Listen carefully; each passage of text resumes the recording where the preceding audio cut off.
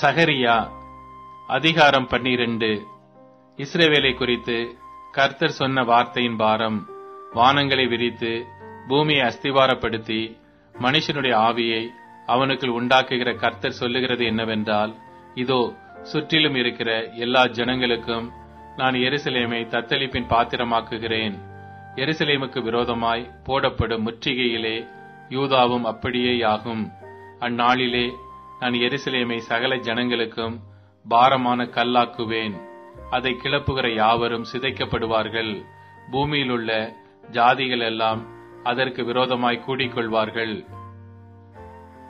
அந்நாளிலே நான் குதிரைகளுக்கெல்லாம் திகைப்பையும் அவைகளின் மேல் ஏறி இருக்கிறவர்களுக்கெல்லாம் புத்தி மயக்கத்தையும் வரப்பண்ணி யூதா வம்சத்தின் மேல் என் கண்களை திறந்து வைத்து ஜனங்களுடைய எல்லா குதிரைகளுக்கும் குருட்டாட்டத்தை உண்டு பண்ணுவேன் என்று கர்த்தர் சொல்லுகிறார்.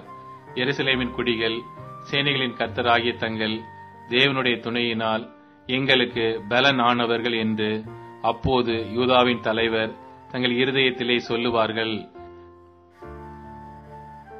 அந்நாளிலே யூதாவின் தலைவரை விறகுகளுக்குள்ளே எரிகிற அக்கினி அடுப்புக்கும் வைக்கோல் கட்டுகளுக்குள்ளே எரிகிற தீவட்டிக்கும் ஒப்பாக்குவேன்.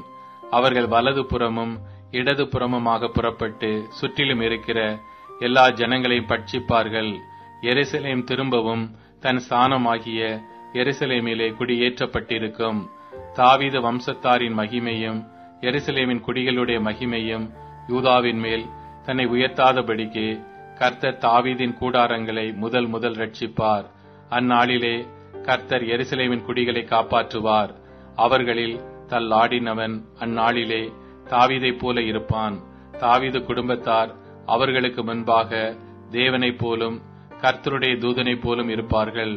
அந்நாளிலே எருசலேமுக்கு விரோதமாய் வருகிற எல்லா ஜாதிகளையும் அழிக்க பார்ப்பேன்.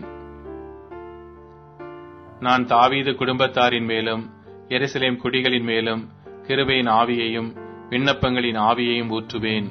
அப்பொழுது அவர்கள் தாங்கள் குத்தின என்னை நோக்கி பார்த்து, ஒருவன் தன் ஒரே பேரானவனுக்காக புலம்புகிறது போல எனக்காக புலம்பி, ஒருவன் தன் தலைச்சன் பிள்ளைக்காக துக்கிக்கிறது போல எனக்காக மனம் கசந்து துக்கிப்பார்கள். அந்நாளிலே மெகிதோன் பட்டணத்து பள்ளத்தாக்கின் ஊராகிய ஆதாத் ரிமோனின் புலம்பலைப் போல எருசலேமின் புலம்பல் பெரிதாயிருக்கும். தேசம் புலம்பிக் கொண்டிருக்கும். ஒவ்வொரு வம்சமும் தனித்தனியாக புலம்பும்.